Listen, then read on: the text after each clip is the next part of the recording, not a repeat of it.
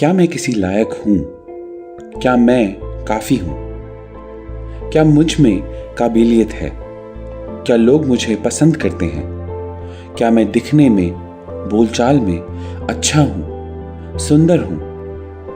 हम सभी ने कभी ना कभी ये सवाल अपने आप से पूछे हैं। आज की हमारी इस दुनिया में ज्यादातर लोग इन्हीं सवालों से दिन रात जूझते हैं। बहुत से लोग अपने आप को नाकाबिल सोचते हैं। दुनिया की नजरों से अपने आप को देखकर नालायक, कम और छोटा महसूस करते हैं। पर खुदा हमसे कहता है, तुम मेरे बेटे, मेरी बेटी हो। लोग तुम्हारे बारे में क्या कहते और सोचते हैं, उस हिसाब से अपनी कीमत मत लगाओ। अगर अपने आप को देखना और जांचना है तो मेरी नजरों से देखो। मैं तुम्हें तुम्हारी गलतियों से नहीं आंकता। मेरी नजर में तुम बेशकीमती हो। तुम्हारी जिंदगी के लिए मेरे बहुत से अरमान हैं, योजनाएं हैं जो कि तुम्हें उम्मीद और यकीन से भरे। तुम मेरे हाथों की रचना हो। मैंने तुम्हें पाक और साफ किया है, तुम्हें आजादी दी है। तुम हर तरह से खूबसूरत हो। जब कभी भी तुम्हारे दिल में ये सवाल उठे कि क्या तुम किसी लायक हो, तो अपने आप को मेरी ये बातें याद दिलाना।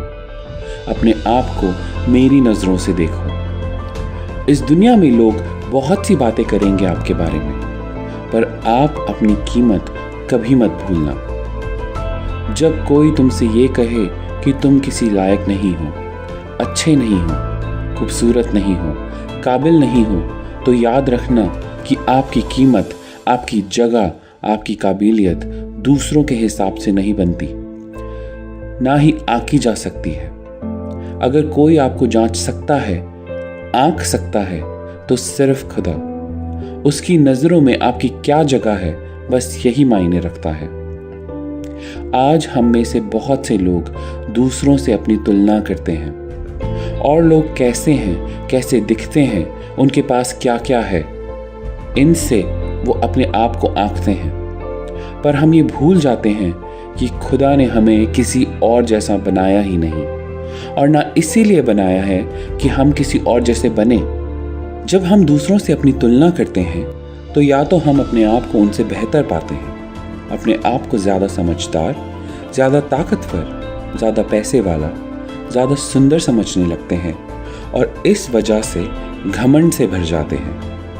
या फिर इस तुलना में हम अपने आप को कम पाकर बुरा महसूस करते हैं, छोटा और बेकार महसूस करते हैं। सच ये है कि परमेश्वर नहीं चाहता कि हम इन दोनों में से किसी भी तरह सोचें, क्योंकि उसने हमें इससे बेहतर होने के लिए बनाया है, चुना है।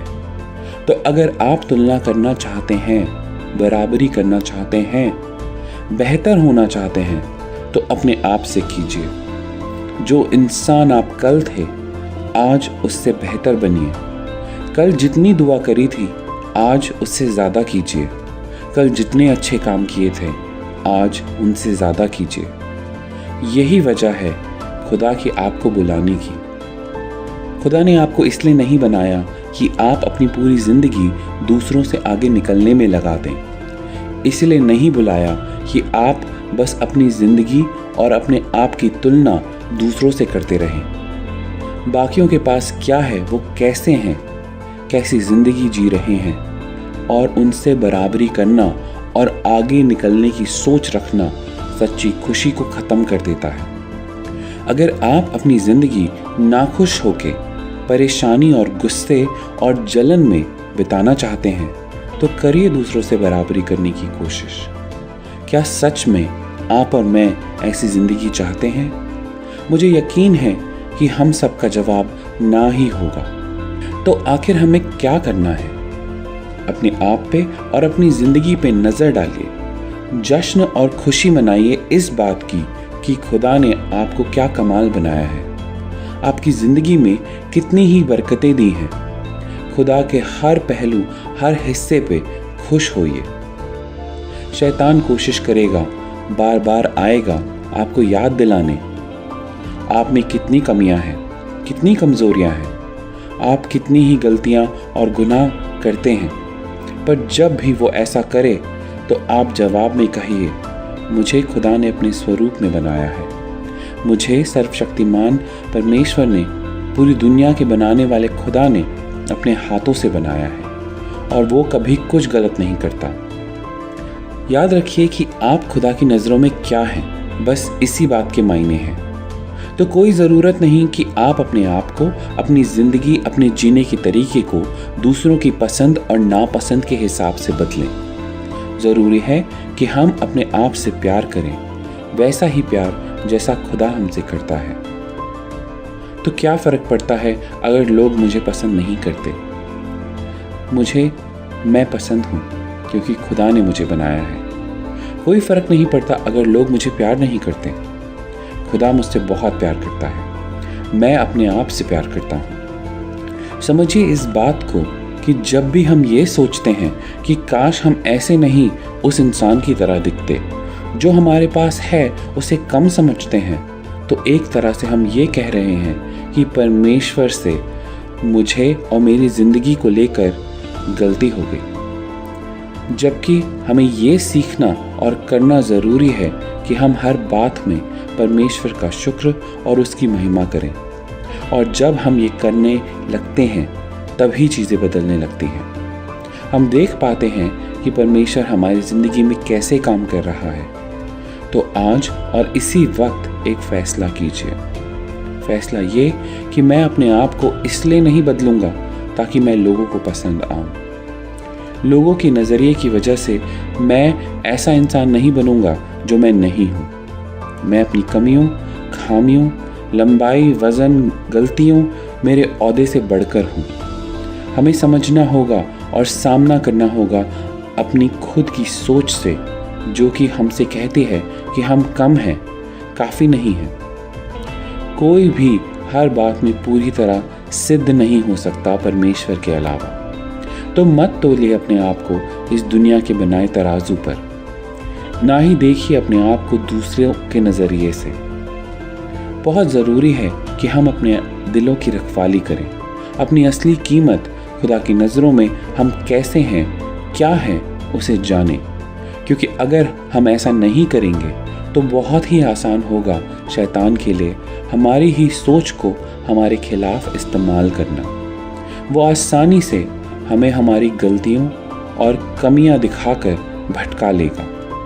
तो अगली बार जब शैतान या कोई भी आपको ये कहे कि आप काफ़ी नहीं या आपको आपकी कमियां गिनवाए, तो आप अपने दिमाग और अपनी बाइबल को खोलिए।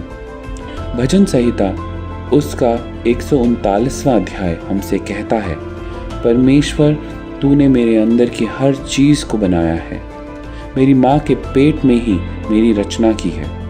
मैं तेरी महिमा करता हूँ क्योंकि तूने मुझे अद्भुत तरीके से बनाया है। तेरे काम आश्चर्य और अद्भुत हैं। याद रखिए, परमेश्वर जो आप में है वो शैतान और इस दुनिया की किसी भी ताकत से बड़ा है। उसने आपको सर बनाया है, पूंछ नहीं। वो मौत की घाटी में आपके साथ साथ चलेगा, हर तूफान के बीच में आपके साथ खड़ा होगा, जलती हुई भट्टी और शेरों की मांद में भी साथ रहेगा। वो हर हालात में वफादार है। तो क्या है जो आपके खिलाफ खड़ा हो पाएगा? आइए हम प्रार्थना करें। परमेश्वर, मुझे पता है कि आपके बिना मेरा इस जिंदगी के तूफानों से जीतना नामुमकिन है। कितने ही पहाड़ जैसी मुश्किलें हैं जिनको मैं तोड़ नहीं पा रहा हूँ, तकलीफ़ें हैं जिन्हें मैं हरा नहीं पा रहा। मुझे आपकी ज़रूरत है। मेरे साथ होइए, मेरे आगे आगे चलिए। मुझे ताकत दीजिए कि मैं अपने दिल और अपनी भावनाओं को संभाल सकूं। मुझे आपके अनुग्रह से भरिए, क्योंकि उसके बिना मुझसे कुछ नहीं हो पाएगा। अपने मसीह यीशु के नाम से ये दुआ मांगता हूँ, आमीन। हमें यकीन है कि इस मैसेज के ज़रिए खुदा ने आपसे बात की है। अगर आप चाहते हैं कि हम आपके लिए प्रार्थना करें तो आप अपनी प्रार्थना के विषय नीचे कमेंट्स बॉक्स में लिख सकते हैं। खुदा अपना सुकून आपको दे।